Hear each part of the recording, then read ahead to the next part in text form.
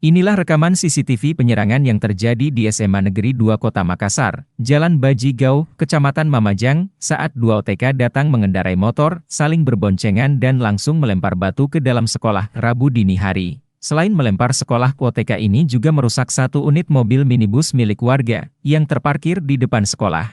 Tak sampai di situ, kedua pelaku juga melancarkan aksi penyerangan serupa di SMA Negeri 8 tidak jauh dari lokasi awal.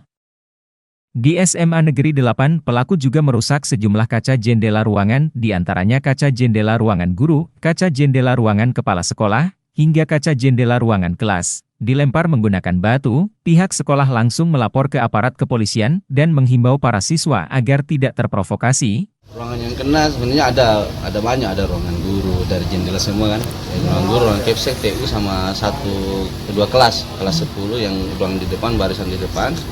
Sama barisan di belakang, cuma barisan di belakang cuma kita dapatkan batu-batunya saja, sudah diangkut tadi sama kepolisian. Oh, sudah polisi? Iya, sudah polisi, iya, dari pagi-pagi.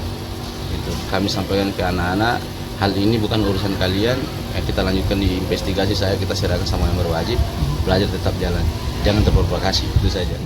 Meski beberapa bagian sekolah mengalami kerusakan, proses belajar mengajar tetap berjalan seperti biasa. Ardi Fajar TV. Terima kasih telah menonton. Jangan lupa subscribe, like, comment, and share. Saksikan terus informasi terbaru dengan menekan tombol lonceng hanya di channel Fajar TV. HUT RI ke-79 memacu PLN untuk terus berjuang menyediakan listrik yang andal bagi masyarakat Kabupaten Banggai melalui pembangunan pembangkit listrik tenaga mesin gas atau PLTMG yang berada di Desa Nonong, Kecamatan Batui, Kabupaten Banggai, Provinsi Sulawesi Tengah. Untuk kelanjutan proyek PLTN Kilo ini, jadi mungkin Bapak Ibu tahu bahwa PLTN Kilo ini menyelesaikannya luar biasa, penuh dengan lipat. Ya tadi kembali kalau ikhlas, Luwuk ini sangat memerlukan listrik dari PLN, terutama untuk kemakmuran, kemajuan masyarakat Luwuk. Jadi kami ketemu Pak Gubernur, Pak Wakil Bupati sangat mengharapkan kehadiran PLTN Kilo ini.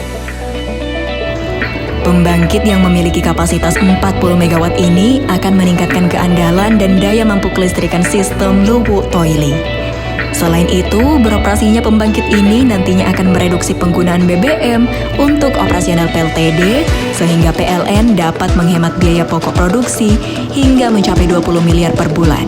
Adanya PLTMG Luwuk ini juga akan membantu mengurangi emisi CO2 sebesar 105.000 ton per tahun sebagai salah satu bentuk upaya transisi energi yang tengah dijalankan PLN. PLN Unit Induk Pembangunan Sulawesi melalui Unit Pelaksana Proyek Sulawesi Tenggara, UPP Sultra, menyerahkan 5 unit hand rotary traktor kepada kelompok tani Mekongga di Kabupaten Kolaka. Penyerahan tersebut merupakan komitmen PLN UIP Sulawesi dalam melaksanakan tanggung jawab sosial dan lingkungan pada setiap kegiatan usahanya.